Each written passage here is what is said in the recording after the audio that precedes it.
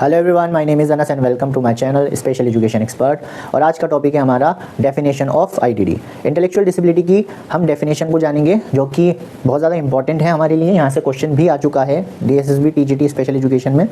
तो ये जो डेफिनेशन है ये DSM 5 में भी मैंशन है, AAIDD में भी मैंशन है और RPWD एक्ट में भी ये जो डेफिनेशन है ये मेंशन है। ये डेफिनेशन भी है और क्राइटेरियाज भी कह सकते हैं कि डायग्नोस करने के क्राइटेरियाज भी हैं, असेसमेंट भी इन्हीं के बिहाफ पर ही किया जाता है, तो आप देख सकते हैं। तो सबसे पहली चीज़ जो हम इसमें जानेंगे वो है लिमिटेशन इन इंटेलेक्चुअल फंक्शनिंग। सबसे पहला क्राइटेरिया कि इंटेलेक्चुअल फंक्शनिंग में लिमिटेशन को चेक किया जाता है।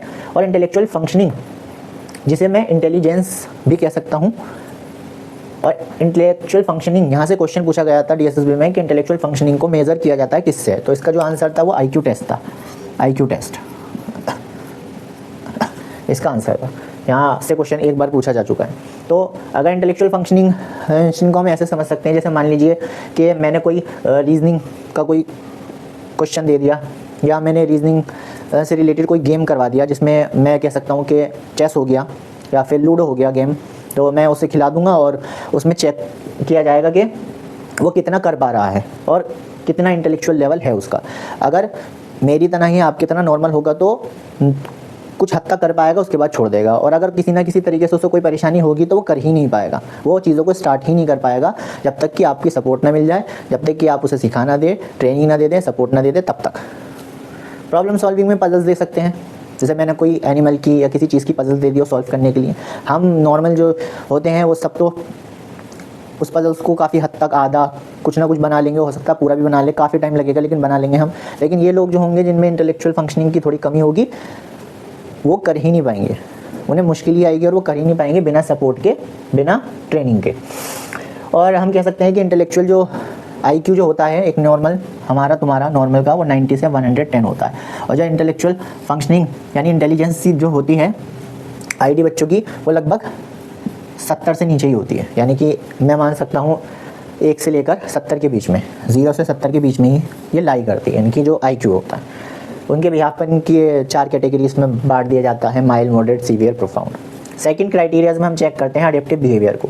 अडेप्टिव बिहेवियर में 3 स्किल्स आती हैं, प्रैक्टिकल स्किल्स, कॉन्सेप्चुअल स्किल्स और सोशल स्किल्स। इन तीनों को आप निमोनिक्स याद कर सकते हैं, निमोनिक्स से कि PCS यानी कि PCS एक शॉर्ट फॉर्म से आप इसे याद कर सकते हैं। अडेप्टिव बिहेवियर में 3 स्किल्स को चेक किया जाता है, प्रैक्टिकल, कॉन्सेप्चुअल और सोशल स्किल्स। तो प्रैक्टिकल स्किल्स में ये देखा जाता है कि अपने रोज़मर्रा के और डेली कामों को वो कितना कर पा रहा है बच्चा, है ना। अपने रोज़मर्रा के कामों को, डेली कामों को कितना कर पा रहा है। कुछ भी इंस्ट्रक्शन अगर मैंने उन्हें दिया है, जैसे मान लीजिए कोई टेबल पे फ़ोन रखा हुआ है, मैंने कहा फ़ोन उठा कर लाओ, साथ साथ मैंने इंस्ट्रक्शन दे दिया कि किचन में से सेब लेकर आओ। तो 2 इंस्ट्रक्शंस को अपनी डेली लाइफ में वो कितना समझ पा रहा है और कर पा रहा है, ये चीज़ चेक कर लेंगे। कॉन्सेप्चुअल स्किल्स पे मनी, रीडिंग, राइटिंग, ये चीज़ें चेक कर सकते हैं हम।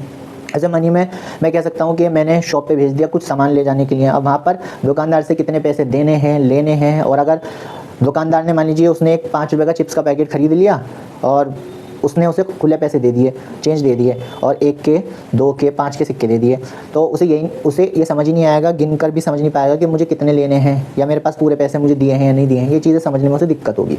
या इंस्ट्रक्शन दे सकते हो कि 2 रुपये की ये लाओ, 5 रुपये की ये चीज़ें लाओ, तो वो ये चीज़ें भी खरीद नहीं पाएगा, जाकर कह नहीं पाएगा, तो उसे दिक्कत होगी कहीं ना कहीं मनी कॉन्सेप्ट में। रीडिंग में मान लीजिए आप जैसे कोई चीज़ लिखी हुई होगी कि 1 रुपये की 4 टॉफ़ियाँ हैं। अब अगर कोई चीज़ उसे लिखी हुई दोगे, कोई क्वेश्चन दिया, मान लो मैंने उसमें लिखा हुआ है कि 1 रुपये की 4 टॉफ़ियाँ हैं, तो बताओ 5 रुपये की कितनी टॉफ़ियाँ आएंगी। तो अब वो समझ ही नहीं पाएगा, जब 1 रुपये की 4 है तो 5 रुपये में कितनी आएंगी। एक नॉर्मल तुम तो बता देंगे 5 रुपये में कितनी आती है, लेकिन जिसको परेशानी होगी, जो इस क्राइटेरिया में फिट होगा, लाई करेगा, वो बता ही नहीं पाएगा 1 रुपये में 1 रुपये में कितनी टॉफ़ी आती हैं, तो 5 रुपये में कितनी आएंगी, तो ये बता ही नहीं पाएगा। राइटिंग में मैंने मान लो कह दिया कि 10 रुपये के 15 सेब है, 10 रुपये की, मैंने कह दिया कि 10 रुपये के 100 सेब लाया मैं, तो 20 रुपये के कितने लाऊंगा, ये चीज़ लिखो।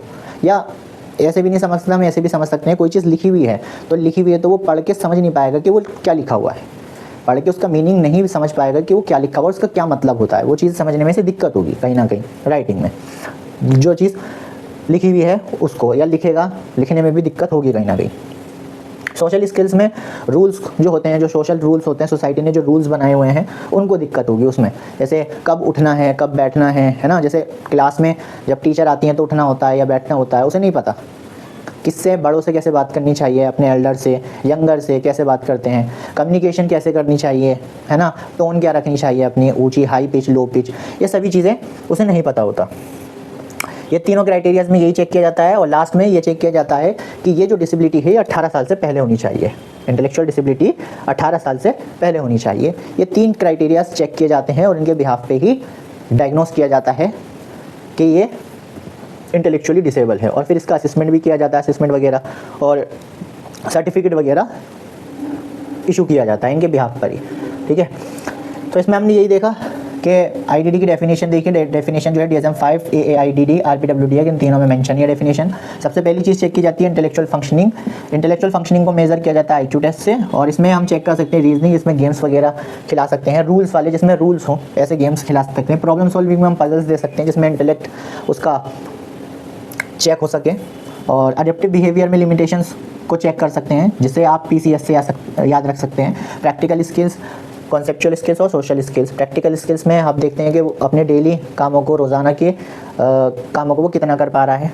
कॉन्सेप्चुअल स्किल्स में आप कॉन्सेप्ट से रिलेटेड चीज़ें, जो कॉन्सेप्ट हो जिसमें कुछ ऐसी चीज़ें आप करवा के देख सकते हैं कि वो कर पा रहा है या नहीं। सोशल स्किल्स में जो सोसाइटी ने रूल्स बनाए हुए हैं उनको चेक किया जाता है। कि मान लीजिए आपने भागना सिखा दिया, किसी ने कह दिया कि कभी खाली सड़क दिखे तो भाग लेना और भाग के पार कर लेना, तो हो सकता है कि वो हाईवे पे कहीं पर गाड़ियाँ चल रही हैं, अब उसे देखा कि यहाँ तो आसपास तो कोई नहीं है तो वो भाग के चला जाए, हालांकि हाईवे पे देख कर क्रॉस करना होता है, लेकिन वो तो भाग के क्रॉस कर लेगा। तो उसे नहीं पता कहाँ पर क्या रूल्स हैं, कैसे करना है, उन रूल्स को कैसे फॉलो करना है, नहीं पता। सिखाना पड़ेगा आपको, ट्रेनिंग देनी पड़ेगी और सपोर्ट की भी ज़रूरत पड़ेगी। और ये डिसेबिलिटी जो होती है वो 18 साल से पहले होनी चाहिए।